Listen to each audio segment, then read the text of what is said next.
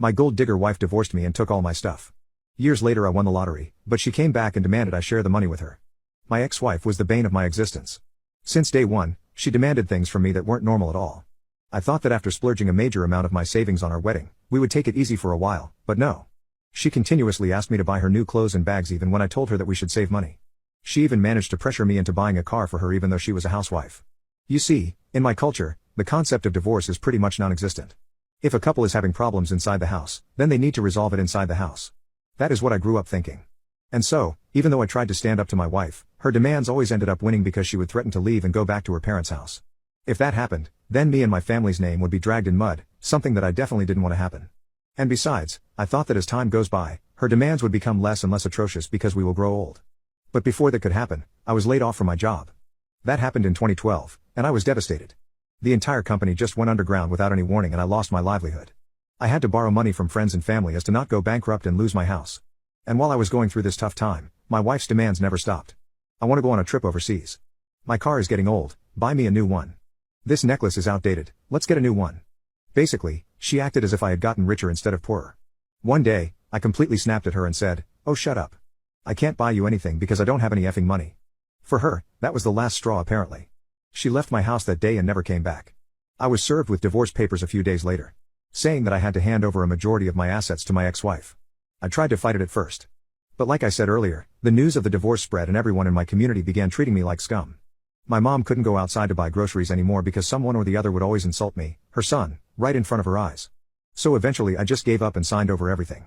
I lost not only the car I bought her, but also my own car as well as my house. I had to move back into my parents' house. It was like we were living on minimum wage, something we had never gone through before. It was disheartening, but my parents supported me so I was eventually able to secure a job that paid the same as my old one after a year. That one terrible year had taught me to not take anything for granted, not even your married life. So I worked extra hard at work. My boss this time around was someone who acknowledged hard work and dedication, and he soon gave me a raise and a promotion. All things considered, my life was back on track. I did buy a new house in 2017, but this time instead of bringing a new wife, I brought my parents to live with me. I decided that if I had to spoil someone, it has to be them. They never gave up on me even during tough times, and deserved all the love in the world. Without my ex-wife's usual demands, I was able to save up tons of money. So much that even when my pay got cut in 2021, I was able to survive better than everyone else due to my savings. Now, let's come back to the present. I began buying lottery tickets back in 2022 not because I was starting to gamble, but because it was something that my dad had always done. He would spend less than $50 on lottery tickets once every few months, and that day would become an exciting day for everyone. We would all gather around and scratch the tickets one by one, eager to see if we got a winner. Obviously, we never did. Until last month in November. It was a completely normal day, but then our house was filled with my mother's screams. We had just won an ungodly amount of money from a lottery ticket. It was so hard to believe that I had to confirm it wasn't April 1st or something. I won't mention the exact amount, but even after taxes, it is enough money that I can retire in less than 5 years.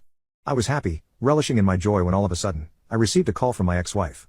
I won't lie, I hadn't spared a single thought for her since the day she left me. That's how little love I had for her now.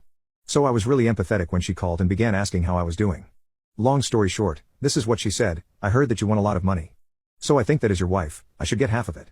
I politely reminded her that she wasn't my wife anymore, and that we had gotten divorced. She didn't deserve to get a single penny from me. But she didn't take my words kindly at all. For some reason, she had grown extremely entitled, and began demanding that I send the money over immediately or she would take legal action. However, I have been an avid reader of the law after my divorce, and know that she has no case. So I just told her that sure, you can contact my lawyer and try to get my money. But ever since you left, I have been happier than ever taking care of my parents. I won't let you destroy my peace again. If she does decide to take me to court over this ridiculous demand, then I am planning on countersuing her for taking advantage of an emotionally beaten individual. I am not the docile, weak man that I was when I let her take my house.